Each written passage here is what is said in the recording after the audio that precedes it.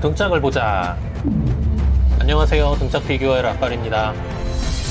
오늘 살펴볼 피규어 반다이 DX 초합급 VT1 슈퍼 어스트리치입니다.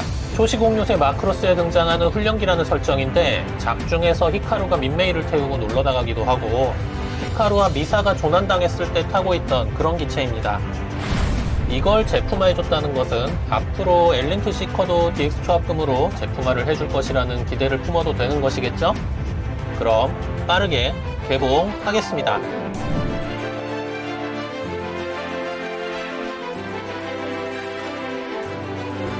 설명서에는 히카루와 미사가 조난당했을 때 천막을 만들 수 있는 도면이 있고요. 베이스, 스러스터와 부스터 포드, 본체와 파일럿, 손 파츠, 디테일러 파츠 구성입니다.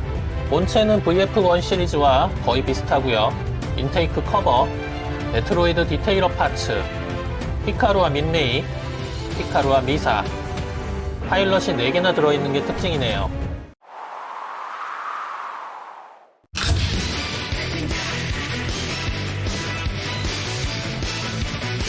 VT1 슈퍼 오스트리치입니다.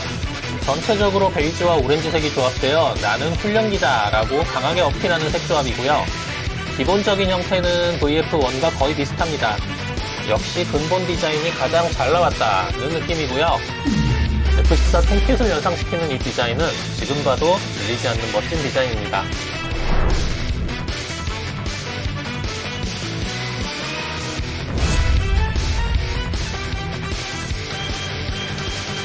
디테일하게 보면 콕핏의 디테일은 이 정도면 훌륭하고 작은 히카루와 미사의 디테일도 잘 살렸습니다.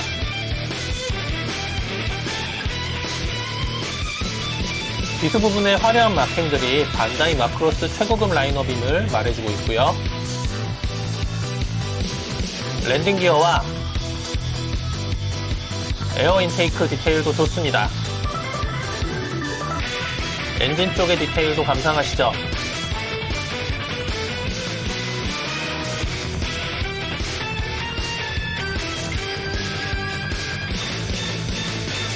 날개 끝의 디테일은 VF1과는 좀 다르죠. 곳곳에 깨알 같은 마킹이 정말 잘 되어 있습니다.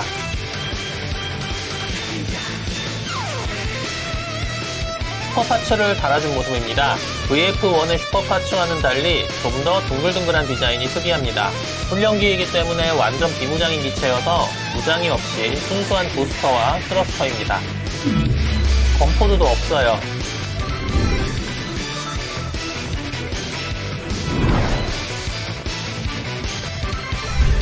디테일하게 보면 이번에는 히카루와 민메이를 태워줬습니다.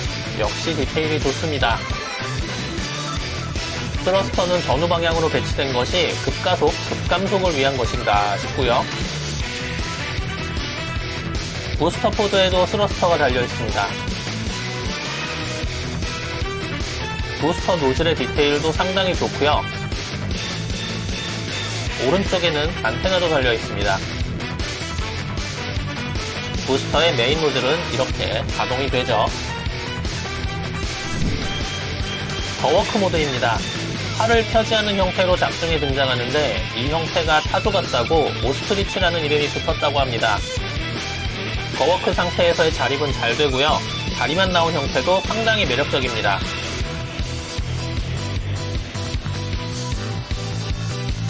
팔을 편 상태도 물론 가능하고요.